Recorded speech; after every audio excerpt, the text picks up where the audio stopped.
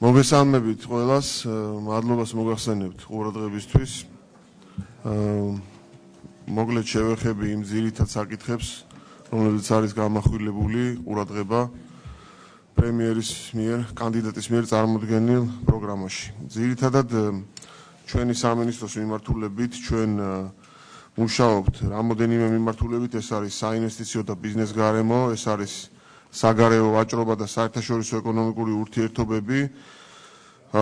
ბიზნეს გარემოს მიმართულებით, როგორც მოგეხსენებათ, ამან ძალიან დიდი დრო წაიღო, შემუშავდა კონკურენციის შესახებ კანონპროექტის ახალი ვერსია, რომელიც წლის ბოლომდე სავარაუდოდ განხილული იქნება პარლამენტში და მომავალი წლიდან კონკურენციის სააგენტო დაიწყებს მუშაობას უკვე ცალკე არსებული ინსტიტუტის სახით. საგარეო ვაჭრობის და საერთაშორისო ეკონომიკური ურთიერთობების მიმართულებით ჩვენ ჩავატარეთ ძალიან ინტენსიური მუშაობა ღრმა და ყოვლისმომცველი თავისუფალი სავაჭრო ზონის შესახებ ევროკავშირთან შეთანხმების კუთხით, სადაც პრინციპში დასრულდა ის მოლაპარაკებები მთლიანად და მომავალში ჩვენ მოგვიწევს ამ შეთანხმებიდან გამომდინარე ძალიან ბევრი საკანონმდებლო ცვლილება და ერთობლივი მუშაობა. ასევე ძალიან ბევრ ქვეყანასთან განვაახლეთ ორმხრივი ინვესტიციების დაცვის ორმხრივი ხელშეკრულებები და დღესდღეობით იუსტიციის სამინისტროსთან ერთად შემუშავებულია კანონის ჩარჩო ხელშეკრულება, რომელიც თაობაზეც უკვე ბილატერალურ რეჟიმში მიმდინარეობს მრავალ ქვეყანასთან მუშაობა. მე არ შეგაწყენ თავს იმაზე, რომ DCFTA-ს მიმართულებით ჩვენ ხარისხის ეროვნულ ინფრასტრუქტურაზე, მეტროლოგია და სტანდარტიზაციაზე, აკრედიტაციის მიმართულებით, საერთაშორისო სტანდარტების დანერგვაზე მუშაობთ. ტრანსპორტის მიმართულებით მოგეხსენებათ, რომ აღდგა საქართველოსა და რუსეთს შორის საერთაშორისო საავტომობილო გადაზიდვები, რაც ძალიან მნიშვნელოვანია და დღეს მუშაობთ, რომ სავიზო რეჟიმი გამარტივდეს მძღოლებისათვის. ასევე მეზღვაურთა სწავლების და სერტიფიცირების სისტემა დაიხვეწა. მოგეხსენებათ, რომ საქართველოს მეზღვაურებს კომპეტენციის დამადასტურებელი სერტიფიკატების მოქმედება შეჩერებული აქვს და ჩვენ ძალიან ინტენსიურად მუშაობთ ევროკავშირთან, რომ ეს აღდგეს და ამას ექნება ძალიან დიდი მნიშვნელობა განსაკუთრებით აჭარის რეგიონში და ფოთის რეგიონში დასაქმების მიმართულებით. ასევე საქართველოს მიუერთდა ეგრეთ წოდებული ATR ხელშეკრულებას, რომელიც გულისხმობს ეგრეთ წოდებული შავი ყუთის სისტემაზე გადასვლას. მოგეხსენებათ, უამრავი საავტოსაგზაო შემთხვევა იყო საქართველოში და ეს იყო ძალიან დიდი პრობლემა, რომ მძღოლები არ იცავდნენ მუშაობის რეჟიმებს და ასე შემდეგ და მომავალში ეს სისტემა ძალიან მკაცრად გაკონტროლდება, ამას ძალიან დიდი მნიშვნელობა აქვს. ასევე ჩვენ მუშაობთ ინტენსიურად გაციფრულების პროექტზე. მოგეხსენებათ, რომ ჩვენ გვაქვს ვალდებულება, რომ 2015 წლის შუა პერიოდისთვის თუ არ ვცდები 1 ივნისისთვის ჩვენ უნდა მოვახდინოთ გაციფრულება და ამ მიმართულებით ძალიან ინტენსიურად მუშაობთ. გვეხმარება ევროპის რეკონსტრუქციისა და განვითარების ბანკი. ასევე მუშაობთ სივრცითი დაგეგმარების ახალ სამშენებლო პოლიტიკაზე, რომელიც ძალიან ბევრ საკითხს მოაწესრიგებს, მათ შორის ზონირების, მშენებლობის სტანდარტების და ასე შემდეგ. ძირითადი პრიორიტეტები, რაზეც ჩვენ გავამახვილეთ ყურადღება, ეს გახლავთ სამეწარმეო და საინვესტიციო გარემოს გაუმჯობესება, მეწარმეობის და მცირე და საშუალო ბიზნესის განვითარება, რათა გაიზარდოს სამუკანასკნელის როლი და წილი ეკონომიკაში. ყველა საერთაშორისო ინსტიტუტის დასკვნის მიხედვით საქართველოს ეკონომიკას აქვს ინკლუზიურობის პრობლემა, ანუ ჩართულობის პრობლემა. ეს არის ყველაზე დიდი პრობლემა დღეს ჩვენთვის, რომ ნებისმიერი ზრდა, რომელიც შეიძლება მოხდეს ეკონომიკაში, ნაწილდება მხოლოდ ძალიან ვიწრო ფენაზე მოსახლეობის.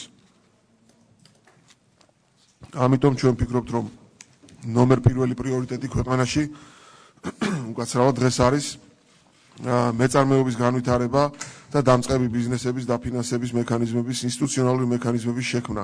ამისთვის ჩვენ გვეგმავთ, რომ მეწარმეობის და მცირე ბიზნესის განვითარების სააგენტო შექმნათ, რომელიც ამავე დროს ხელს შეუწყობს საექსპორტო წარმოების განვითარებას.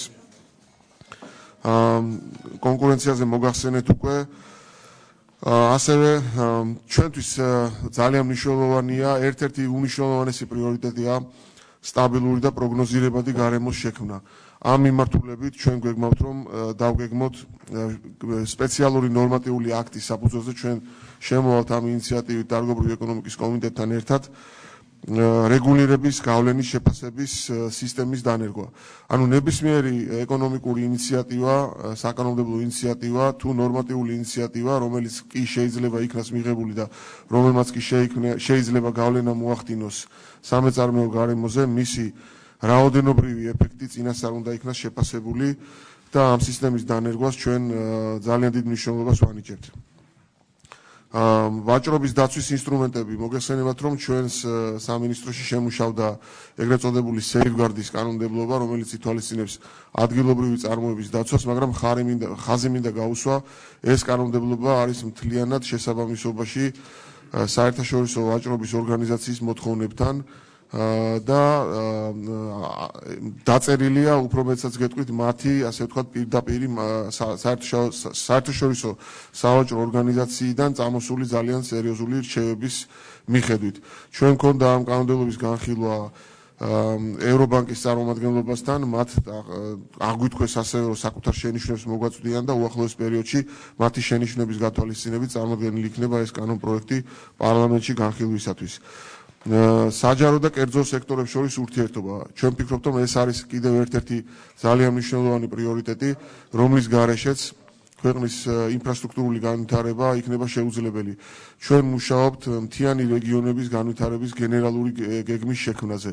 ეს იქნება უმნიშვნელოვანესი გეგმა, რომლითაც ძალიან სერიოზულად ეს გეგმა მოიცავს მთლიანად როგორც სოციალურ საკითხებს, ასევე ეკონომიკურ საკითხებს, ასევე ტურიზმის განვითარებას მთიან რეგიონებში და ამ მიმართულებაში ერთ-ერთი უდიდესი წილი ექნება PPP-ს, ეგრეთ წოდებულ Public Private Partnerships, ანუ საჯარო და კერძო სექტორებს შორის თანამშრომლობას. უახლოეს მომავალში ჩვენ გვექნება საერთაშორისო, ესე ვთქვათ, სემინარი მსოფლიო ბანკის ორგანიზებით, რომელზეც განხილული იქნება საჯარო და კერძო სექტორებს შორის ურთიერთობის მოდელები, არა მხოლოდ ინფრასტრუქტურაში, არამედ განათლების სექტორში, ჯანდაცვის სექტორში, ენერგეტიკაში და ასე შემდეგ. და მინდა რომ ვისარგებლო შემთხვევით და ყველა დაინტერესებულ ადამიანს მოუწოდო, რომ დაესწროს ამ სემინარს. ეს იქნება ძალიან მნიშვნელოვანი მექანიზმი იმისათვის, რომ ბიუჯეტი განიტვირთოს მომავალში და მოხდეს პარტნიორობა კერძო და სახელმწიფო სექტორს შორის. კაპიტალის ბაზრის განვითარება, ესეც გახლავთ ერთ-ერთი უმნიშვნელოვანესი პრიორიტეტი. ჩვენ ვფიქრობთ, რომ აუცილებლად უნდა შემუშავდეს სტიმულირების მექანიზმები ადგილობრივი კომპანიებისთვის, რომ მოხდეს ლისტინგი ადგილობრივ საფონდო ბირჟაზე. გვაქვს ძალიან საინტერესო მოლაპარაკებები ლონდონის საფონდო ბირჟასთან. რამოდენიმე შეხვედრა უკვე შედგა. უახლოეს მომავალში, მას შემდეგ რაც კაბინეტი იქნება დამტკიცებული, ისინი ამას ელოდებიან და განვაახლებთ მოლაპარაკებას იმისათვის, რომ ერთიანი პლატფორმა შევქმნათ ლონდონის საფონდო ბირჟასა და საქართველოს საფონდო ბირჟას შორის, რათა ორმხრივი ვაჭრობა იქნას შესაძლებელი და შევქმნათ ლიკვიდობა, რომელიც დღეს არ არის ადგილობრივ საფონდო ბირჟაზე. ლონდონის საფონდო ბირჟას აქვს ძალიან ამბიციური გეგმები ჩვენთან დაკავშირებით, იმისათვის, რომ საქართველოს იქნას როგორც ეგრეთ წოდებული ფინანსური ჰაბი, არა მხოლოდ სამხრეთ კავკასიის, არამედ შუა აზიის და რეგიონული კომპანიებისთვის ადგილობრივი ლისტინგის და კაპიტალის მოსაზიდად. საპენსიო სისტემა, დაგროვებით საპენსიო სისტემაზე ძალიან აქტიურად მუშაობთ მსოფლიო ბანკთან. შეიქმნა საპენსიო სისტემის ოფისი, ეგრეთ წოდებული მეორე პილარის საპენსიო სისტემის ოფისი, რომელიც ჩვენ სამინისტროშია.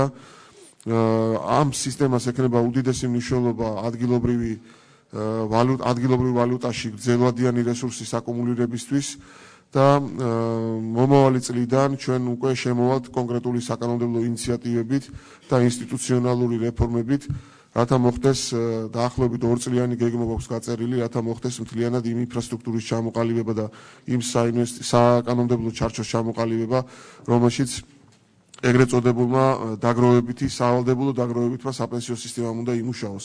მოგეხსენებათ, რომ დღეს ჩვენ გვაქვს საყოველთაო საპენსიო სისტემა, რომელიც არ არის მიბმული სტაჟთან, დამსახურებასთან და ასე შემდეგ.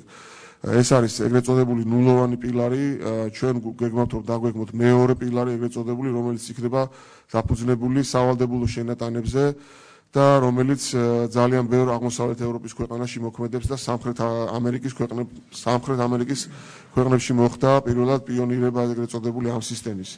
ეს არის ძალიან მნიშვნელოვანი რეფორმა, რომელიც სერიოზულ მომზადებას მოითხოვს. კონტრიბუციებზე გვაქვს რამოდენიმე ვარიანტი, ერთ-ერთი შესაძლო ვარიანტი ამაზე ჯერჯერობით ჩამოყალიბებული არ გვაქვს, მაგრამ იქნება თანდათანობითი შემცირება საშემოსავლო გადასახადის, რომლიდანაც კონტრიბუციები იქნება მიმართული საპენსიო სისტემაში. ამას ექნება ძალიან სერიოზული ეკონომიკური ეფექტი.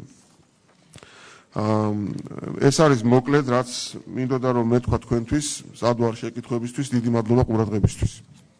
მადლობთ ბატონო გიორგი, ჩვენ პროცედურაზე შევთანხმდეთ თუ შეიძლება